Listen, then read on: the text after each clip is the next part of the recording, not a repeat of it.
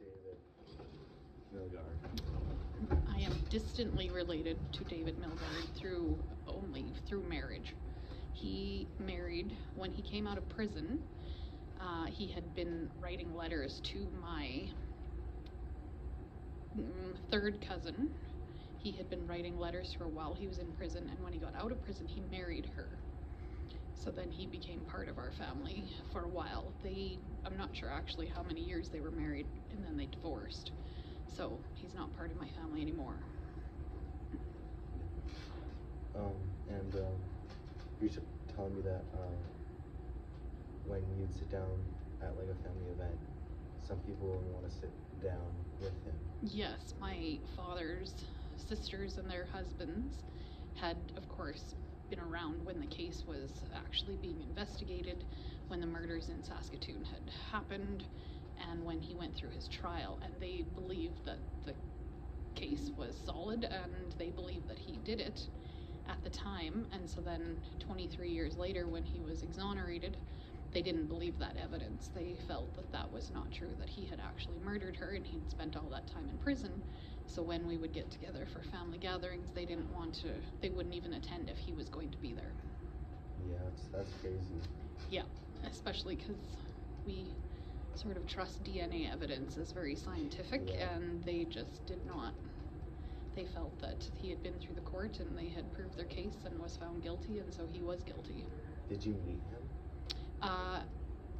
I didn't meet. He was at the same gathering that I was at. No one actually ever introduced us, and it was a large gathering when I was there. It was a wedding that she had brought him to, and so he was in the same thing, but we didn't actually get introduced because she's a third cousin, so she has her own side of the family that they were spending time with. So yeah.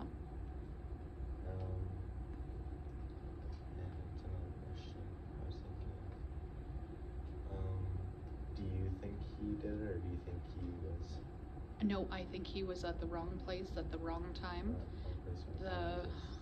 There were 4 other murders right before that of women in the middle of the night who were raped and murdered in Saskatoon, and they were all traced back to Olson. Larry Fisher. Is it Fisher? Yeah. Yeah, and so I think he just was a young kid who was getting in his own trouble. I think he was 19 or something when he was 16, actually. Was he? Yeah.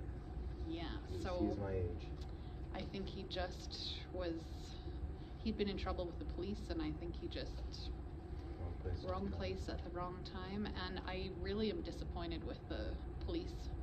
I know they really want to catch people and have someone be responsible for it, but I think they had to really stretch to connect some of those dots. Yeah, and then I was on the one site, and it said that the guy who actually was charged with it after, his ex-wife went to the Saskatoon police and was like, yeah, my ex-husband, I think he killed this lady, like 100%, like it's just the way he is, but the police just ignored or just didn't invest. Yeah, they had their sights set on him for some reason, and really wanted him to be responsible for it. Yeah, he came out of prison, he was very angry, which is why their marriage didn't last very long, was that he was extremely upset about having been in prison for 23 years. He always maintained his innocence. His mother always maintained his innocence. And they tried every possible way, all the ways we have in our justice system, to make people listen, and no one would listen.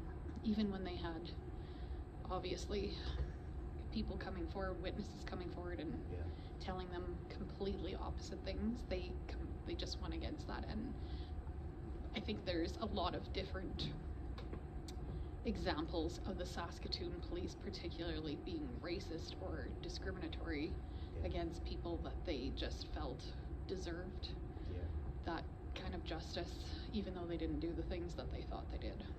And it's actually a very shameful part of our history. Yeah. What else did I say? And he dealt with a lot of stuff. He got everybody in prison hated him. Everybody thought he did it. So but it was like the prisoners would beat up on him and SA him and like and Yep. Yeah. guards didn't like him either, beat him up. And Yeah. I think he endured a lot. I think so too. But when you are innocent of that and claim that you're innocent, other people they want you to admit that you've done wrong and that, you know, lower yourself and be humble and possibly that's some of the reason why he didn't get along with people. So, oh yes, thank you. I think keeping his innocence sort of hard. Like, I mean, when you get beat up. Yes. Just Yeah. Yeah. And you know that he said he doesn't have memories from that night because of his drinking and drug abuse. Yeah, yeah, and but I mean, you kind of know what you do and what you don't do and where you are and where you're not, and yeah.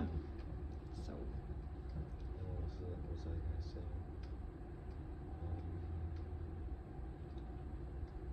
Yeah, I think it's pretty cool that he instead of like after he got out, he made like a system for like reinvestigating false cases. Cold, yes, yeah. Cold cases and like